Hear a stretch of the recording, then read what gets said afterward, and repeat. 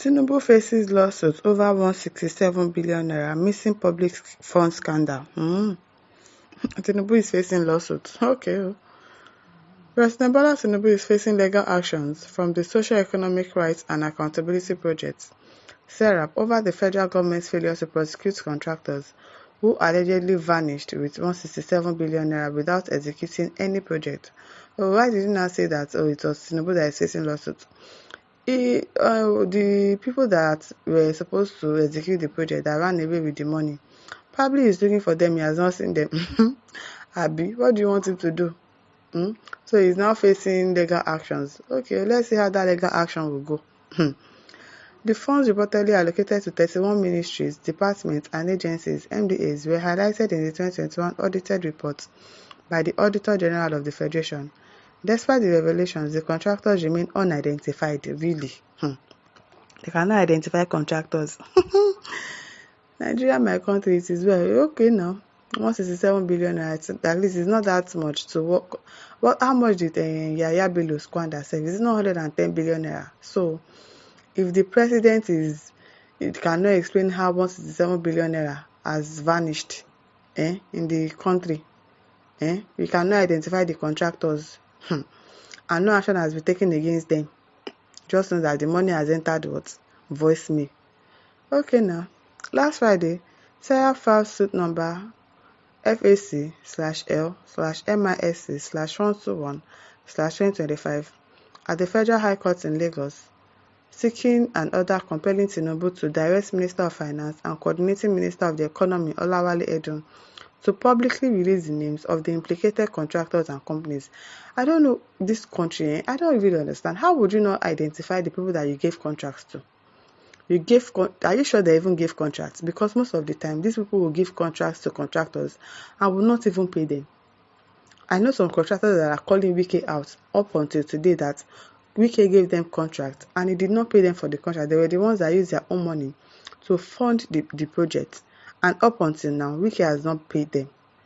So how are we so sure that, they're really giving the contracts to contractors to do in the first place?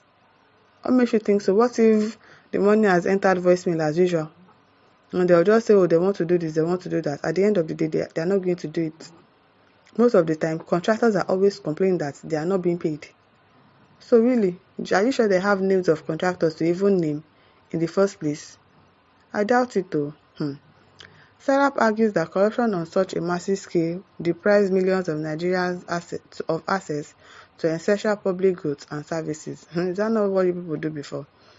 The organization insists that prosecuting the firms responsible for the alleged embezzlement would help curb financial misconduct and safeguard public resources. Now so, at the end of the day, this is the only thing that we are going to hear about the issue.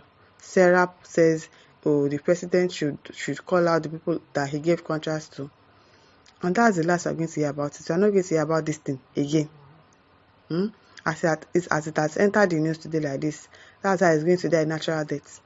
And the money will still be gone. Gone. I don't understand. So, there is a legitimate public interest in not shielding or allowing ingrate wrongdoing by companies and contractors to go unpunished, Serap stated. The organization emphasized that corruption forces citizens to pay extra for healthcare, education, and other essential services. It also noted that prosecuting corrupt contractors would deter future financial malpractice and restore public trust in governance.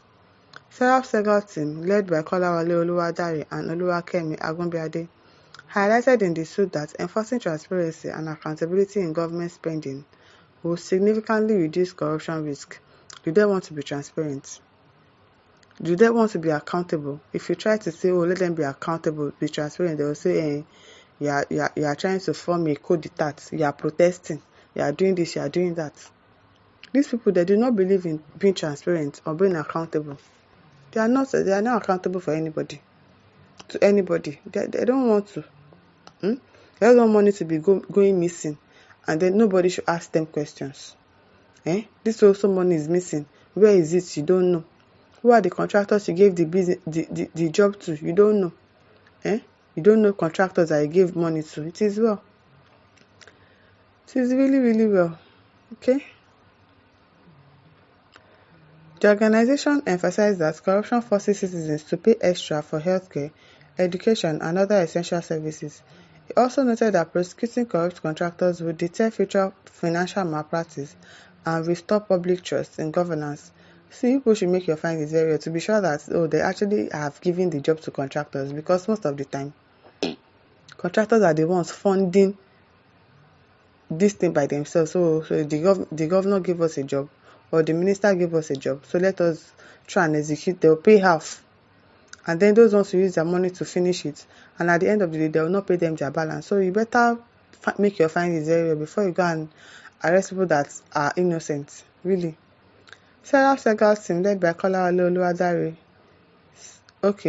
and enforced highlighted in this that enforcing transparency and accountability in government spending will significantly reduce corruption risk. The UN Convention Against Corruption, to which Nigeria is a state party, contains the requirement of integrity and honesty in economic, financial, or commercial activities in the public and private sectors. The suit reads, Sarah further argued that the Nigerian government has an obligation to ensure that any sanctions imposed on corrupt individuals or entities are effective, proportionate, and serve as a deterrent. Now so, ensuring the accountability of companies and contractors and the recovery of any diverted public funds would improve public accountability in MDAs.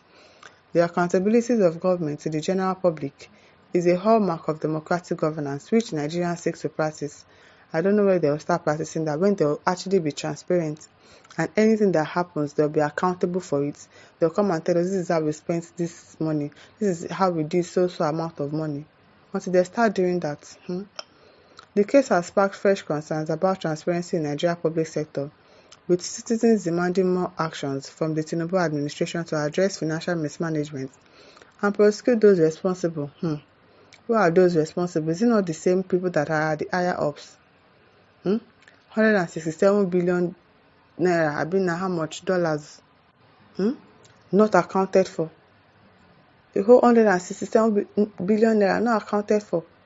And you gave job to contractors, you don't have the details of the contractors. She's really well. She's really well. Observers believe that the outcome of the case could set a major precedent for anti-corruption efforts in the country. If the court grants Sarah's request, it will mark a significant step towards enforcing greater financial accountability within the government. For now, Nigeria awaits Tinubu's response. Na go wait tire. As the legal battle unfolds, with the president, abeg, let's see if he's going to even respond to all of this, and if this case is not going to die down by tomorrow morning. My listeners, over to you. Leave your thoughts in the comment section. Don't forget to like, to share, and subscribe. Thank you for listening. See you some other time. Bye.